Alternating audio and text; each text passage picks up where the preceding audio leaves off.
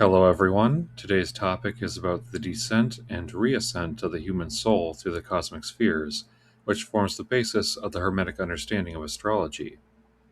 Hermetic philosophy is practiced through the three arts: alchemy, astrology, and theurgy. These three Hermetic arts are all different expressions of one holistic spiritual philosophy, but we'll get more into that later. The emphasis in this video is mostly astrological. Alchemy is the art concerning the transmutation of pure spiritual essence into material form, how the primal substance is changed, corrupted, and ultimately perfected into a greater substance that returns to its primal condition, but with knowledge of the varieties of form into which primal substance can be transmitted. In this way, the perfected substance can, in theory, bring whatever other substance it comes into contact with into a more perfected or harmonious state. The alchemical art is most concerned with knowledge regarding the elements. Astrology is the Hermetic art concerning knowledge of the whirling energies that pass through all creation, bringing with them change. The most traditionally important of these powers to be studied have been the stars and planets, which are the largest physical bodies that affect conditions here on Earth. The key to natal astrology is precise timing of the birth of an individual, as the soul in its descent into the body must pass through the various energy fields surrounding the physical nature of the vehicle into which the soul is to incarnate. The soul essentially becomes imprinted with the energies of the stars and planets as they existed at the moment of its descent and incarnation. The infant's first breath is essentially when the newly incarnate soul is fully breathed in and made aware of its full presence within the body. The astrological art is concerned with knowledge regarding the movement and properties of the energies that influence the world, including the incarnate soul. Finally, theurgy is the art concerning the soul's ultimate empowerment and eventual evolution or salvation, typically done by elevating the conditions of the incarnate soul through contemplation, study, meditation, and ritual action, so that the soul can gradually shed the controls placed upon it by the planetary energies and even the elements themselves and achieve a more divine state. The lower soul, which was sent forth from the higher or stellar soul, must eventually make a reconnection to its higher soul, which forever exists on a so-called astral plane and is the true self of the individual. In reconnecting with the true self, the incarnate soul gains real independence, which first allows it to gain power over the elements of which the body is composed, and then gain power even over the planetary and astral energies that were imprinted on it at birth. Hence, the higher soul can more freely interact with and through the lower soul, without the degrees of astrological interference that weigh upon the lower soul in its common state. The theurgic art is concerned with knowledge regarding the soul's true divine nature, and how this may be expressed even over the natures of the body and incarnate soul. The poimandres is probably the best depiction of the soul's descent from on high into the realm of physical incarnation, where the soul gathers to itself all the powers of the planetary masters. What is unique about the depiction of Poimandres is that the descent of the human being into incarnation is portrayed overall positively rather than negatively as we find in Christian Gnosticism. It is not dissimilar to the Hindu depiction of the original soul or original self gradually differentiating itself into various life forms. The main difference between the Hindu and Hermetic versions of this myth is that the Hermetic focuses specifically on a series of emanations from a divine source, whereas the Hindu version focuses on the original self's gradual division into the various animals and genders. The former is more cosmogonical, while the latter emphasizes the diversity of creation. In Poimandres, the primordial human being is an emanation of the Godhead, an anthropomorphic extension of God himself, much like Adam Kadmon in the Jewish Kabbalistic tradition.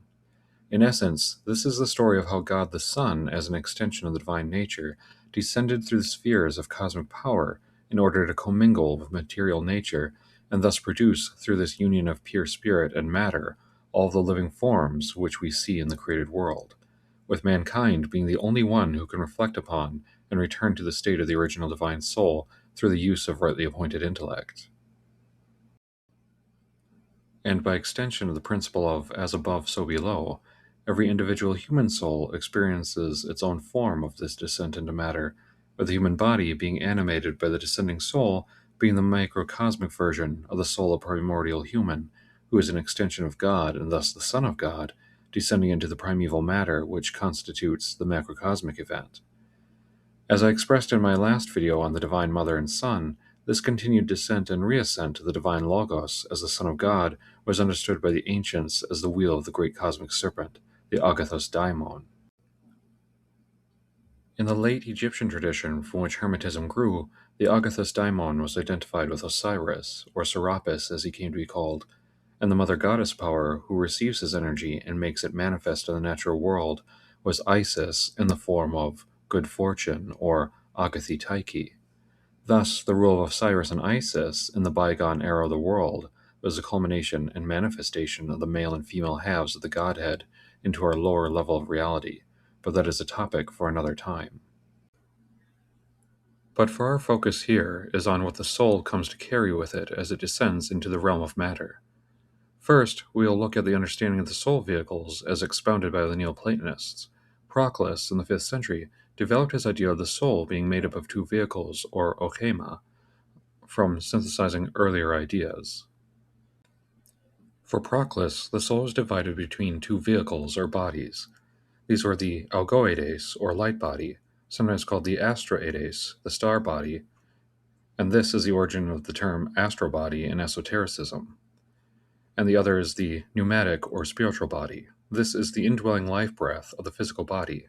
The light body possesses the human's rational soul, and the spirit body possesses the irrational soul. Essentially, through right living and theurgic practice, one is supposed to first subjugate the irrational soul to the rational soul, and then work to purify the light body that it may become divine. For Platonists, this concept was mostly understood philosophically, but for Hermetists, there was more to consider. For them, the diagnosis of the soul's contaminated condition could be ascertained astrologically.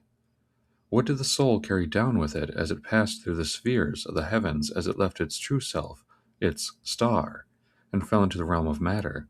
Through this astrological diagnosis, the Hermetic mystic could then follow a theurgic path of cleansing the soul of its planetary accretions. First, the practitioner would try to balance and control the astrological forces through apotropaic magic, but the ultimate path was through theurgic practice. The Hermetic initiate would ascend the pathways of the planetary governors, just as the Gnostics did, and at each sphere the initiate would consciously leave behind any old mode of thought that had trapped them in ignorance.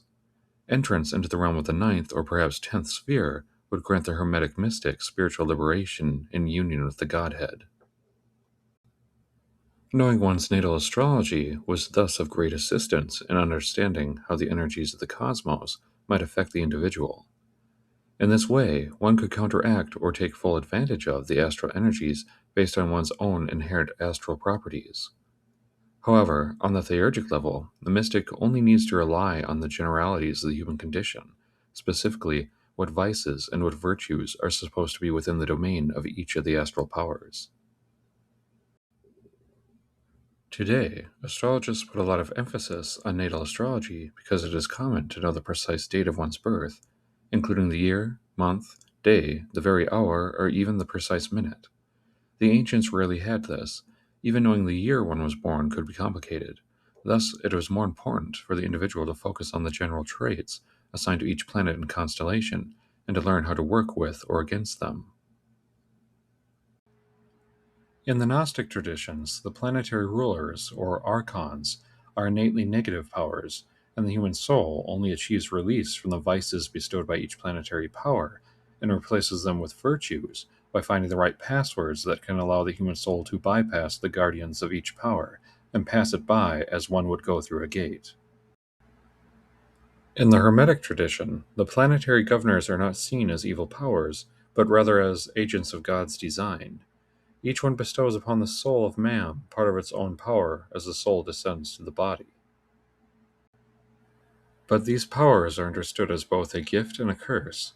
Those who do not exercise their will in accord with intellect shall become slaves to the powers of the world. They do not use knowledge to master their own lives, but rather merely react to the course of events around them. Thus, they will never act to overcome their vices, but will most often indulge them, nor will they establish strong virtues or live by virtue for its own sake.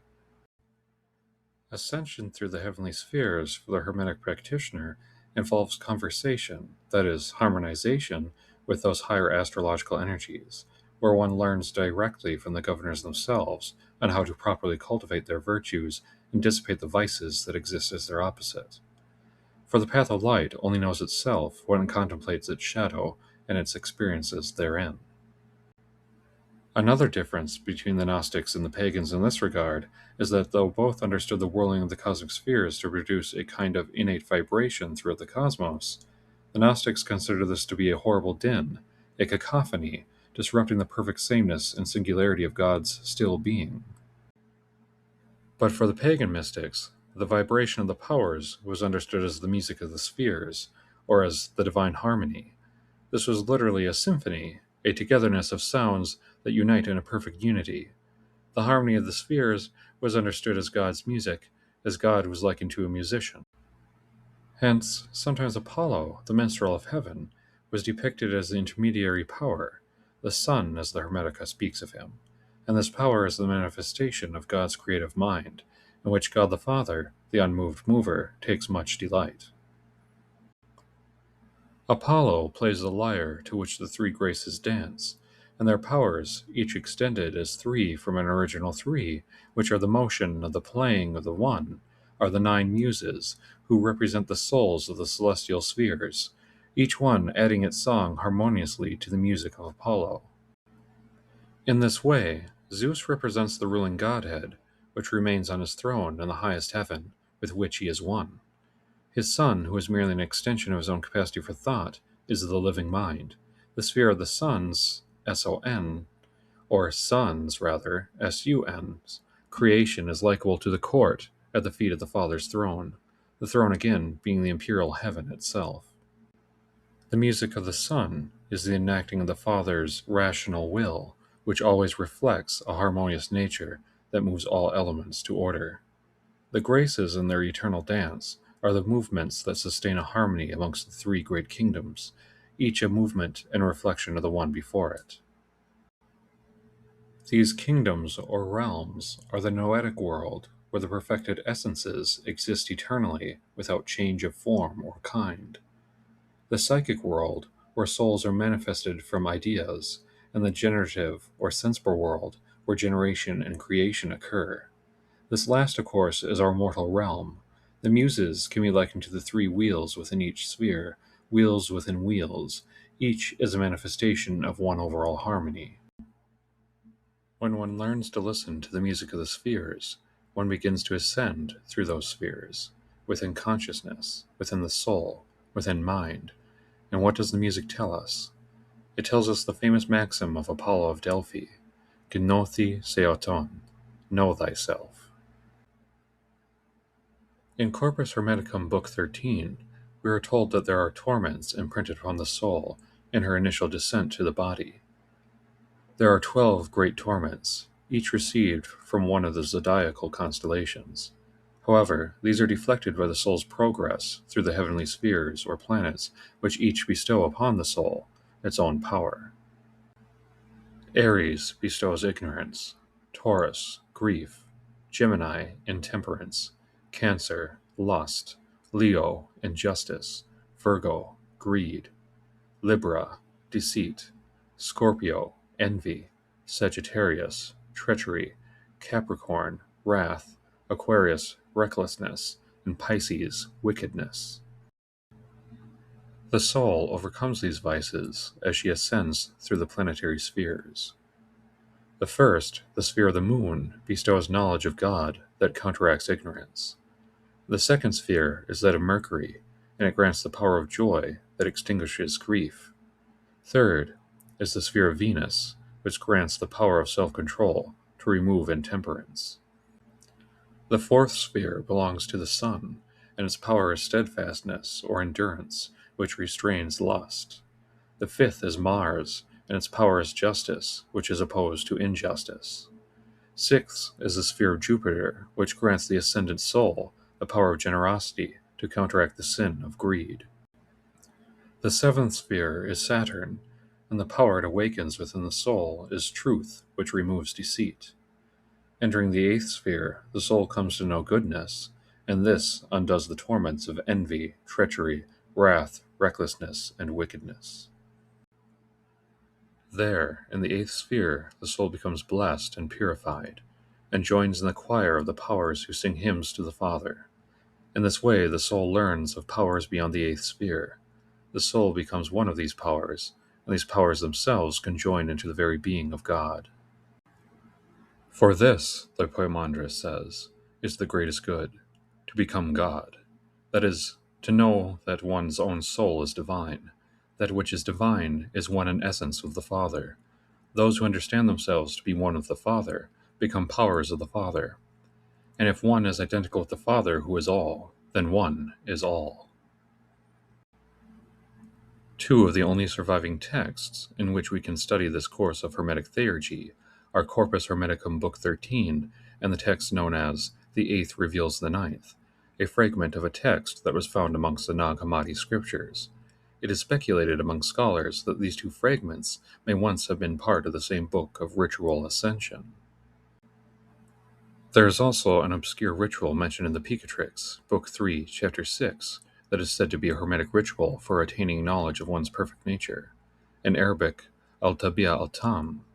This ritual may have been derived from an authentic Hermetic text, but in its current form it appears simply as an odd set of ritual instructions involving pitchers filled with different liquids and foods, which must be arranged according to the four directions.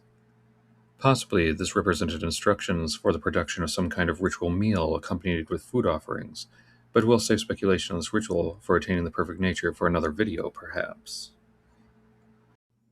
The takeaway of this video is that the Hermetic tradition once understood astrology as a path towards enlightenment. In fact, any of the three Hermetic arts can be practiced for themselves or as a path to an enlightened experience.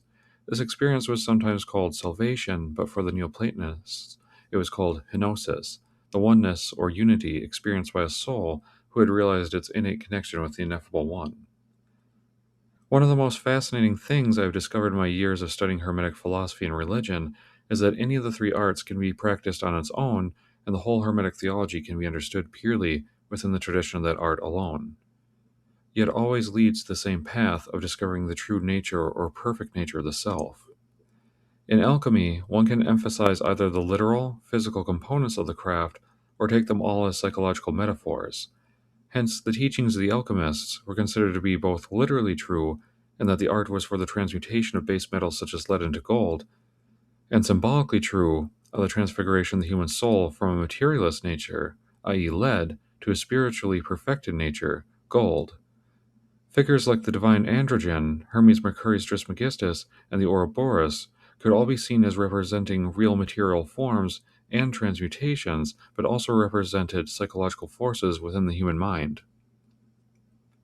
Likewise, Hermetic astrologists interpreted many of the same characters and symbols, like Isis, Osiris, or the Agathos daimon, as referring to different stars, asterisms, and constellations, or even to specific astrological conjunctions. For example, the constellation Draco was believed to be the Agathos daimon. Yet the theurgic practitioner worked with these various entities and powers specifically as non-incarnate spirits who truly exist out there in the ether. They were accepted as the true living powers of the universe, whose work was manifest in the elements of the physical world, which would construct nothing of themselves if not for the God's power. Though this sounds contradictory now, the Hermetists accepted the three arts as part of one tradition, and because their underlying maxim was always that the microcosm reflects the macrocosm, and thus at every level the same principles can be found throughout the cosmos, from the etheric realms of the spirits and gods who are without physical form to the stars and planets whirling in the heavens that represent manifestations of the divine powers, essentially the physical vessels of the gods that exert their power directly upon and within the physical world, to the elements of the earth that themselves are chemical properties that can be intermixed or separated in order to bring about the creation and manipulation of mundane structures. And finally, they are found within the human mind, a microcosm existing within the soul, where the whole process that governs the various outside levels of the cosmos also takes place within the mind itself. And if the mind is but a facet of the soul, and the soul and mind are made in imitation of the Father's own being, then it can be deduced that all these various repeating levels are all really happening within the mind of one greater power whom we understand to be God and the One is all.